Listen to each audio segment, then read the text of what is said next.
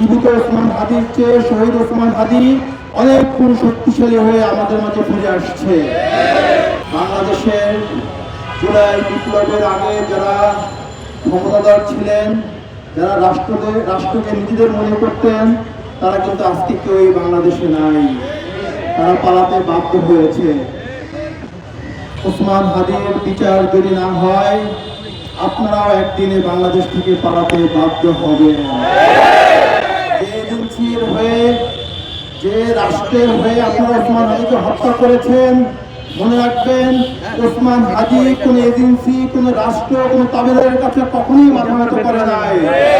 সে যদি মাথা নত করত, অন্যান্য বিক্রি হওয়া নেতাদের মতোই সে সুখে জীবনযাপন করতে পারত। সে বাংলাদেশের 18 কোটি মানুষকে পথ দেখিয়েছে কিভাবে রাজপথে আন্দোলন করতে হয়, কিভাবে স্বাধীনতা সার্বভৌমত্ব টিকিয়ে রাখতে হয়, এজেন্সির রক্ষ চক্ষুকে উপেক্ষা করে জনসাধারণের নেতা হয়ে উঠতে হয়। ওসমান হাদি এটা আমাদের সামনে প্রমাণ করে গেছেন। আপনারা দেখবেন জীবিত ওসমান হাদির চেয়ে শহীদ ওসমান হাদি অনেক গুণ শক্তিশালী হয়ে আমাদের মাঝে ফিরে আসছে। বাংলাদেশের কোটি কোটি মানুষ ওসমান হাদির বিচারের অপেক্ষায় আছে। সরকারের কাছে আমি অনুরোধ করব, আপনারা যারা রাষ্ট্র ক্ষমতায় থাকাকালীন অবস্থায় ওসমান হাদিকে হত্যা করা হয়েছে, এই হত্যার দায় আপনারা এড়াতে পারবেন না।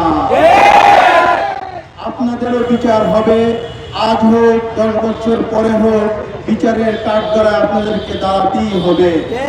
আপনারা যদি মনে করেন আর 2 মাস পরে রাষ্ট্র ক্ষমতা থেকে চলে যাবেন, বিদেশে চলে যাবেন, মনে রাখবেন এই দেশের জনতা আপনাদেরকে কাঠগড়ায় দাঁড় করাবে।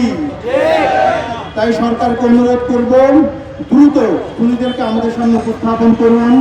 নির্বাচনের পরিবেশকে যাতে বিঘ্ন না হয়, খুনির বিচার করুন।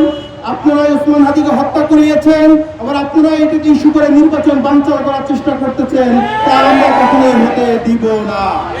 ওসমান হাদি বলেছিলেন ফেব্রুয়ারিতে দেশে নির্বাচন হতে হবে এবং সেই নির্বাচন করার জন্য সে প্রস্তুতি নিয়ে মাঠে নেমেছিল, কিন্তু তাকেই হত্যা করে নির্বাচন বাধাগ্রস্ত করার চেষ্টা হচ্ছে। প্রিয় বিপ্লবী জনতা, আপনাদের কাছে অনুরোধ থাকবে, আজকে আমরা শহীদী শপথ পাঠ করার পরে পরবর্তী প্রোগ্রামের জন্য অপেক্ষা করব। পরবর্তী প্রোগ্রাম থেকে খুনিদেরকে গ্রেফতার করা না পর্যন্ত রাজপথ ছেড়ে আমরা যাব না ইনশাআল্লাহ।